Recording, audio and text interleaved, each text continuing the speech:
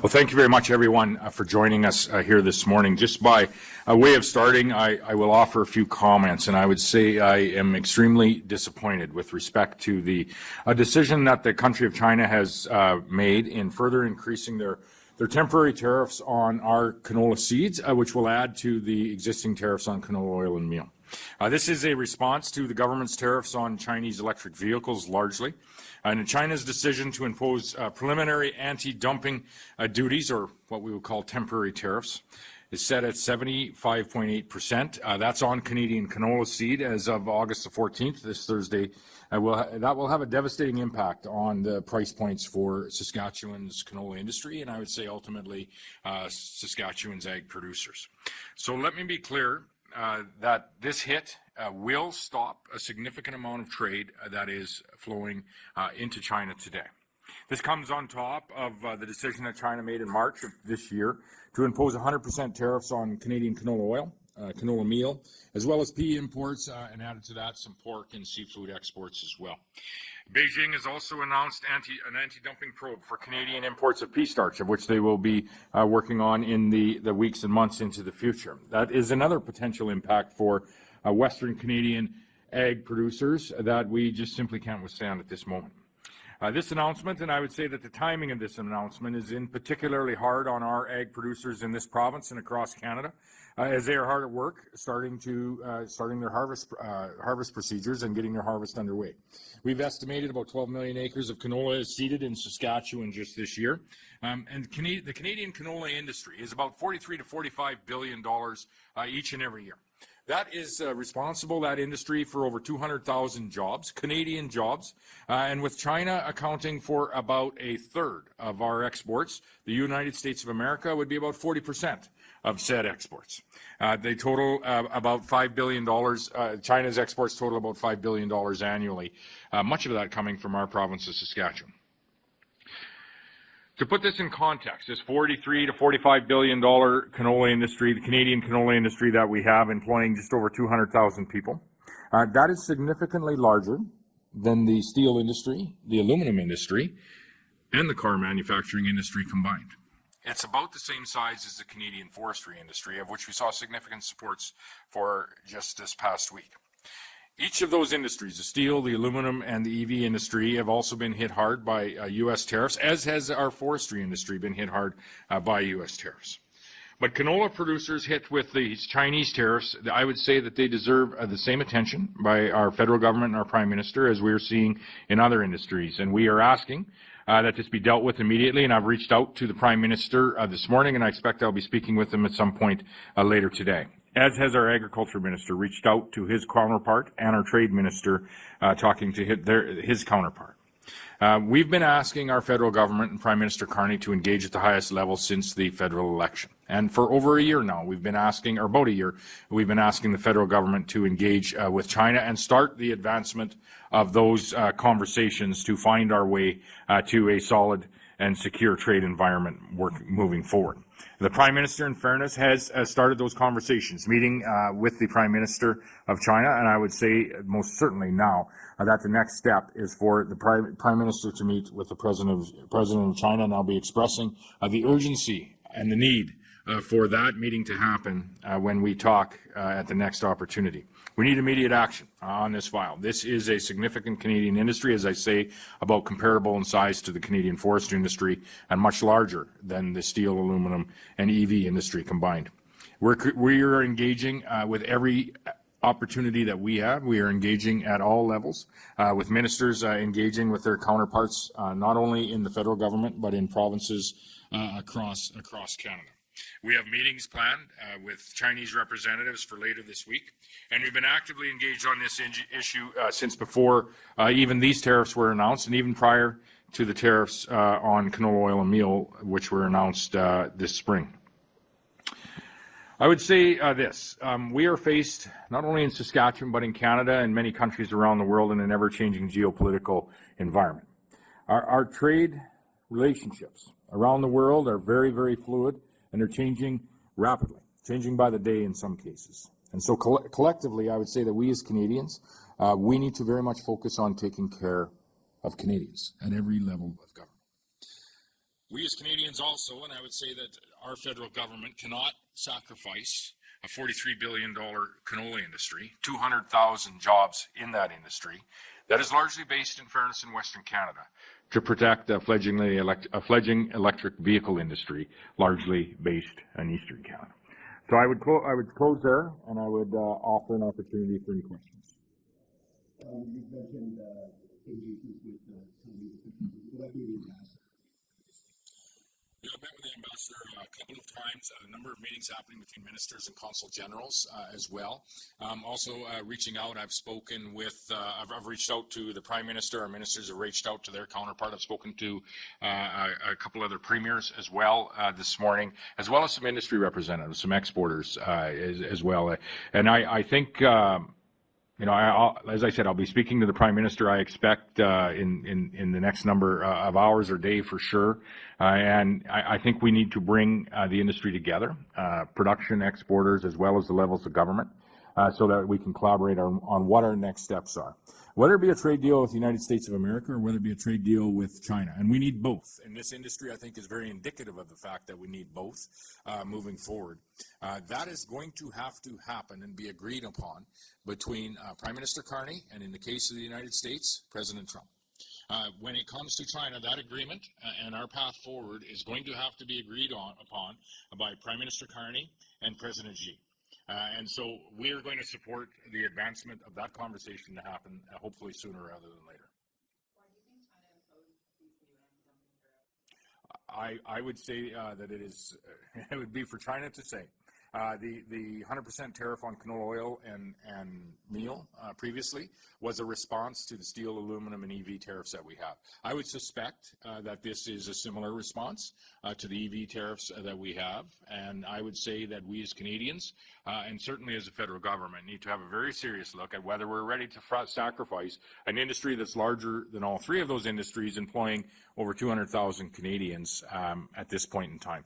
However, as we move through the next number of days and weeks, there is an opportunity here for us to further expand not only our trade relationship with the United States of America, but also with countries like China. And if we want to in any way diversify at least future trade away from the United States of America, China's going to have to be one of those options. That's what Canada has been doing for over a decade now, and we intend to continue to do it into the future. And so we're reaching out, as I say, to the Prime Minister, our federal government, to see what we can do to advance that ever important agreement and meeting that will have to happen between our Prime Minister and the President of China.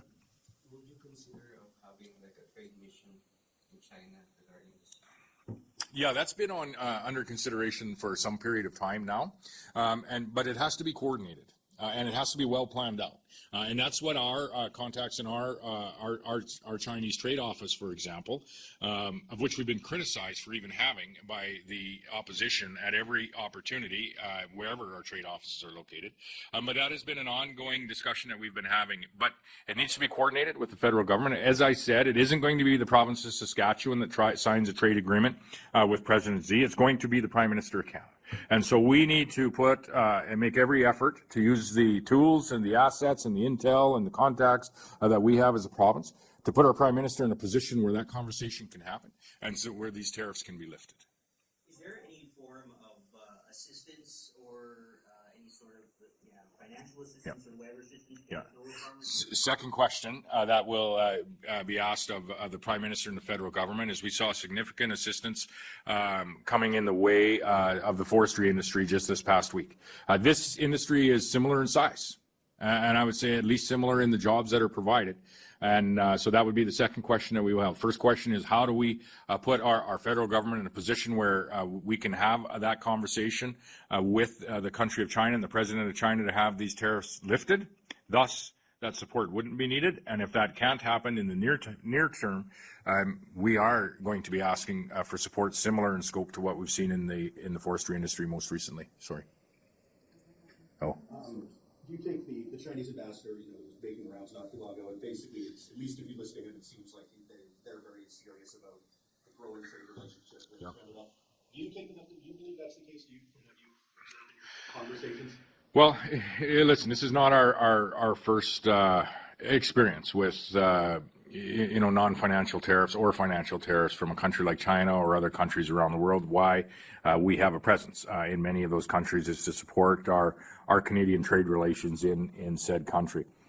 That being said, I was under the impression, and I feel the federal government as well, and the industry was under the impression that we were progressing in those discussions with China on the responsive tariffs on canola oil and canola meal. And so, although we knew the anti-dumping study was happening and that this could happen and likely would happen at some point, I was hopeful that the discussions that were happening that had started through Prime Minister Carney had extended to various ministers, as well as the officials within the government of Saskatchewan, working not only with the ambassador from China, but with officials from the government of China. I was hoping that this could be avoided. That doesn't appear to be the case this morning, and now so there's a shift in tone and a shift in urgency in the work that needs to happen in the days and weeks ahead. And we need to come together as provincial and affected provincial and national leaders, the industry, producers, as well as the exporters. And we need to plan out how our engagement is going to look in the days ahead. And that engagement isn't only with the country of China. Every decision, as we see the United States of America shifting and changing trade relationships with over 100 countries around the world, every decision that is being made in international relations today not only has a direct impact with that country, but is proving to have indirect impacts with peripheral countries that are important to the province of Saskatchewan, as I remind everyone that we export to over 160 countries around the world. Is your government planning to appeal yesterday's pronoun decision? So you mean the court decision with respect to the bill on parental rights? We understand that the court has made a ruling that that particular piece of legislation, although it is under the notwithstanding clause, the court. There's an application to the court to review it, even though it is constitutionally protected by one of the tools available in the very Constitution. The very same ruling had came through a piece of legislation in Quebec not long ago. I believe it was the Hack case, with an opposite ruling. And so that case is before the Supreme Court of Canada. I would say that that's where it's going to be decided on whether courts can look at or rule on a piece of legislation that is being protected by the notwithstanding clause. That being said, on a more direct to the bill on parental rights, as you know, the Minister of first of all, it is the government's position that parents do have a right to be involved in their children's education, the classes they choose, the decisions that they're making. Second to that, we have asked the school divisions who operate and provide policy and procedures within the very schools in our communities across this province to work with parents and to work with families to come up with policies that are acceptable and supported by the very families that they represent. And that work is undergoing as we speak, and we look forward to where the school divisions are going to find not only that consultation process, but the implementation of the policies that are really being developed, I would hope, with the consultation of the families and parents they represent. So just, you talk about parents' rights, but, there's also students' rights, so why do you put one over the other? It's not about putting anyone's rights over or the other, but it is, parents that, very much are there to support their kids, and we feel that they should be made aware of, for example, the classes that they're choosing to attend in school up until a certain age. That is the belief of this government. However, as I said, what we've asked the school divisions to do is to consult with parents specific to the policy that is going to operate within their school. On the broader case itself, as I said, there is a parallel case that had a different decision in Quebec. And that case is before the Supreme Court of Canada, with a number of provinces intervening on it. How do you respond to the Saskatchewan Environmental Society's court challenge, which claims your coal power extension violates federal rules and climate commitments? Well, we're asking for the federal rules to change. And we're going to be operating those plants into the future to provide affordable, reliable power for Saskatchewan residents and Saskatchewan industries as we transition to a much cleaner nuclear power source. In fact, we're just putting together the finalities on, from an emissions perspective, that if we were forced and we can't do it in time by 2030. But if we were forced to switch to natural gas and then to drag out the conversion to nuclear that we are planning in this province, there would actually be a larger emissions profile by how we generate electricity over the course of the next 50 years. So our plan is to transition over time from a coal-fired generation source, ultimately to nuclear. In the same time, have the opportunity to transition and train our workforce that are currently working in coal-fired plants to work in our nuclear plants as we move forward. It's a structured, organized transition that will provide for the lowest cost of power for families in this province. And power costs are going to be an issue in the years ahead across Canada and around the world, but also provide the opportunity for us to continue a solid investment strategy in attracting businesses into the industries that are employing Saskatchewan people into the future as well. And so these are some of the this is some of the work that's happening with the new leader, the new Prime Minister of the Liberal government as we speak. Yesterday, we heard from residents from Denair Beach who are upset that you haven't visited yet, and you're wondering why you haven't, and golf fundraisers and Boston Sioux. Yeah. But you haven't been up there. Why haven't you visited Denair Beach, and do you have plans to? Yeah, so first of all, I'll comment on the comments about golfing in the north. You know, the NDP are being dishonest with the people of Saskatchewan by saying that. I was at the University of Saskatchewan this morning and here with you this afternoon. I will be at caucus meetings over the course of the next couple of days. Yesterday, I was in La Loche as well as Beauval, and have been busy in many parts of the province as well as other parts of the nation over the last while. And so for the NDP to suggest, without any knowledge, that I would be golfing rather than meeting with any Saskatchewan residents is an outright lie, and it's dishonest, and the Saskatchewan people deserve better, and the leader of the opposition should apologize directly to the people of this province. The people of this province want not only a serious government, but a serious opposition, not a dishonest opposition, and that's what they're getting today, and an apology is deserved. With respect to the North in general, there have been numerous ministers that have been in numerous communities across the North, including myself, as recently as yesterday. Numerous ministers, and the Minister of Public Safety has been in Denair Beach on at least 2 occasions, as well as deputy ministers, Minister of Environment, and others. He very much has brought a clear message, and I would hope, you know, being a very capable and competent, and I would say busy minister at this point in time, that the people of Denair Beach, who have experienced such a tragic loss, many of them, can be confident in the voice that he is bringing to the table of the cabinet and the caucus of the government of Saskatchewan in supporting their community. And you saw this over the course of the summer with, first of all, the doubling of the per diem rates for evacuees. Second, a $500 upfront payment in that per diem. You saw the $20 million that is being provided for those that have experienced, you know, the loss of their home or a cabin, so that we can prepare the community for the rebuild. $20 million largely into Denair Beach and East Trout Lake, a significant investment in those very families that have experienced loss. That came about by a representation of the Minister of Public Safety within the government of Saskatchewan. One, because he's been in constant contact with the leadership of places like Denair Beach, like Creighton, like East Trout Lake.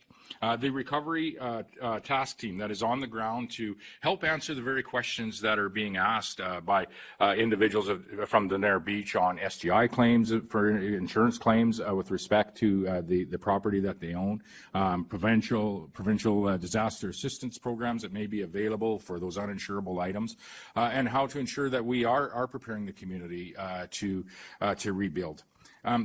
Throughout this, I would say, in addition to the opposition being dishonest with the people of Saskatchewan and throwing out accusations that just simply are a lie, it is a good thing that the Minister of Public Safety has been not only in the community of Denair Beach, but many other communities throughout the North. Because we have had, but on one occasion, one piece of correspondence from the MLA from Cumberland with respect to representing those very constituents that he claims to represent. And this is troubling. And I would say it's been challenging to some degree for the government. And so thankfully, the Minister of Public Safety has been in constant contact with local leaders to provide $20 million in preparatory rebuilding support, to provide the recovery task team in Denair Beach to support those families that have experienced loss, because no such even question or advice has been provided by the member they elected to the Legislative Assembly. And that is disappointing. So not only are the NDP lost and reckless, but now we're finding that they're dishonest as well with the very people they vie to serve. Just on the operations perspective as well, came up at the media conference yesterday. Reflecting back, the gentleman who spoke, the resident spoke, he said if he was a leader, he would be embarrassed by the response to the wildfire, specifically in Denair Beach. They specifically outlined the volunteer fire department, 11 people were basically left alone to protect that community. Can we get your response to that? Yeah, with respect to operations, you have to ask that question of Marlo and Steve and the folks that actually respond operationally to the fires that may be occurring. I would point out that the fires that we experienced, and listen, the loss of a home and so many homes in a place like Denair Beach is to not be understated in any way. But the fires that approached not only Denair Beach but many other communities were more intense, and talk to the folks on the ground and in the plains, were more intense than virtually anything they've seen, and more intense than anything that I've been informed of in my time in government, for sure. And there was many of them. And so the response was not only Saskatchewan-wide, but we had resources in from many other provinces, virtually every other province, as well as Mexico, Australia, and many states across the United States of America. Our goal and our role as a government is to ensure that we are funding that response. And as you know, we took delivery of a plane that is dropping retardant on fires today. And are going to take delivery of 3 more over the course of the next 3 years. Thank goodness that funding was provided last year, because the wait line today is much, much longer for that type of aerial infrastructure. But I think as we find our way to a close, and I did hear this from yesterday, is we want to ensure that this doesn't happen again into the future. And this was very much part of our conversations that we had in the northern communities of Beauval and La Lanche yesterday, is we need to do what we can, and we're doing that in Denair Beach to support the residents that face fire, experience loss, and we need to support them in all of, and do better by the way of communicating in all that we are doing, whether it be the Saskatchewan Public Service Agency or other agencies of government. Second, we need to expand the opportunities that we have to train, for instance, Type 3 firefighters right here at home, particularly in northern Saskatchewan, so that we have individuals that are certified so that they can not only fight fire but defend the very communities where they live. And last, and I would say of utmost importance, if you look at the community of Wadden Bay, of which faced a very similar fire in 2015, and took the very decisive action to access provincial and possibly federal funding to almost completely fire smart their community with wet lines and sprinklers and fire breaks. They took a direct hit from this very intense fire in 2025, 10 years later. Very little, if any, structure loss in that community. And so I would say, in the spirit of, what are we going to do as a government in the years ahead to ensure that we're doing our level best that this doesn't happen, and we don't have a community that's experiencing the loss of homes and buildings and memories like we see in Denair Beach and East Trout Lake, is to ambitiously work with the federal government as well as our local leaders to come together with a program that is going to provide that opportunity to drastically up our efforts in fire smarting our northern communities, in the way of fire breaks, in the way of permanent wet lines around those communities that can be utilized in the years when a fire is encroaching on them. And so the path forward is going to be taking the fire smart initiatives that we have and the funding that we have today, combining it with federal opportunities, and I've spoke with a federal counterpart on this already as recently as the last couple of days, and ensuring that we're working alongside communities in protecting them should something like this happen again. And so I hope that's an answer to the individual's question. I haven't met him. His MLA is not written on his behalf or anything of the sort. But I would say that that is the path that the government is working towards as we find our way, hopefully, to the end of a fire season with some, what I hope is some rainfall falling today. Response to the Patrick Lunderlock stepping down or resigning as executive director of Sask Party? Yeah, thank you.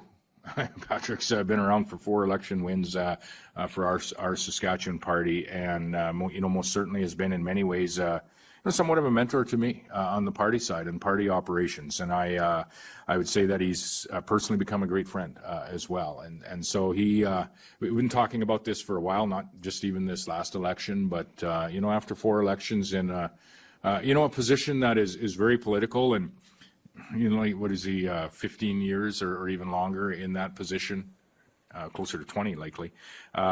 That's rare. That's rare to serve in a executive director position of any party across Canada for that period of time. And so my first is to say thank you on behalf of the party, but also on behalf of myself. He served the Saskatchewan party, and I would say more broadly served the province of Saskatchewan well. Can I ask you one more question about Canola Tariffs? Yeah. I guess, it's huge news, we can all agree on that, but the bigger news probably will come in about a month when the review takes place. Right. After trying to determine if they want to keep them or not. I'm just curious, what impacts will producers feel now for this month? Canola's not going to have ground yet. Yeah. Well, right now in any old crop canola, what we're seeing on the markets as far as the impact is limit down today. And likely going to see that for future. So price impact is what we're going to see today.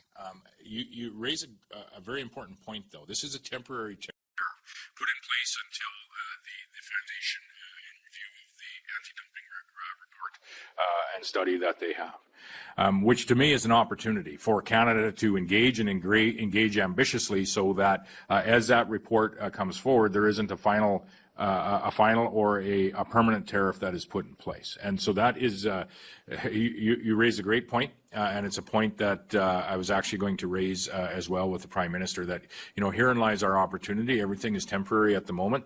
Let's see if we can have it removed before it becomes permanent to what is our second largest export market for Canadian canola, employing over 200,000 Canadians.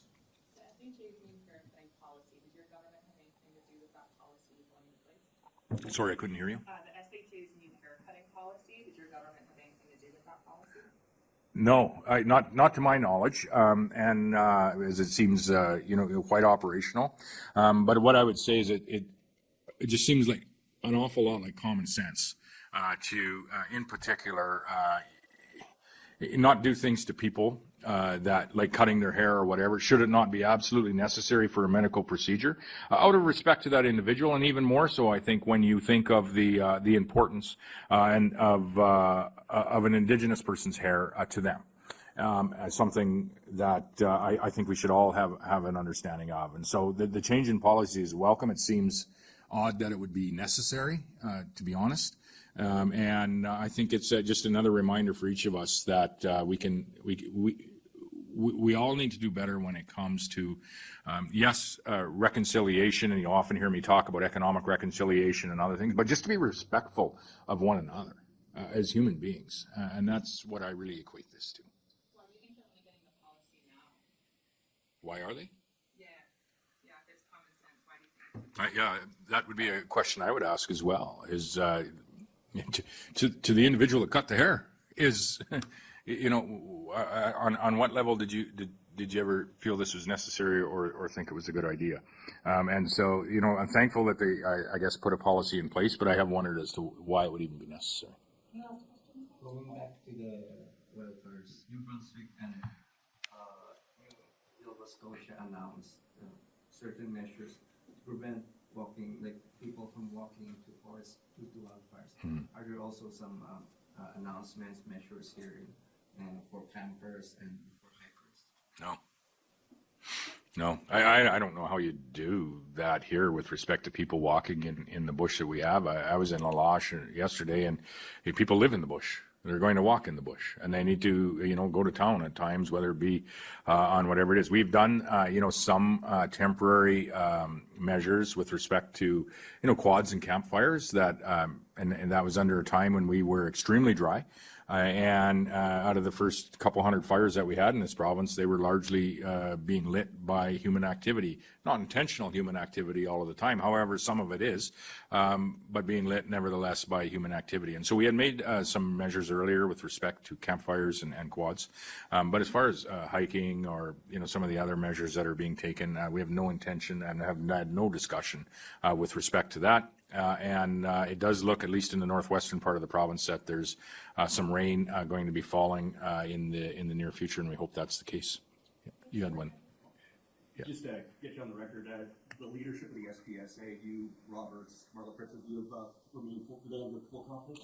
Well, no, I think, and what I heard in the community of Wash yesterday was very much praise for the work and the communication in the community of Wash as they were just returning from, I believe it was about a week-long evacuation or so, and it didn't go without challenge. And we worked through and talked through, what some of those challenges were. When communities are evacuating, or worse yet, when communities are experiencing the loss of buildings, and thankfully we have not experienced the loss of life, which is the primary goal, there is a lot going on. And emotions certainly are very high, and the SPSA and their leadership do their level best to do the work that they do in a professional manner, but that doesn't say that we're all human, and we're all, I'm not going to say make mistakes, but we could all do better at times, and I think that's true for each of us in whatever we do. That being said, what I heard late yesterday was some concerns on specific issues, but much praise for the efforts and the professionalism in which the SPSA and their leadership are working with and communicating with the communities. That being said, I also asked those community leaders to jot down the things that they would like to see better, because we always want to work, and the government's goal would be for the Saskatchewan Public Safety Agency to provide a better response next time than they did this time. And I think that's been true through the evolution or the evolution of this agency or any other agency.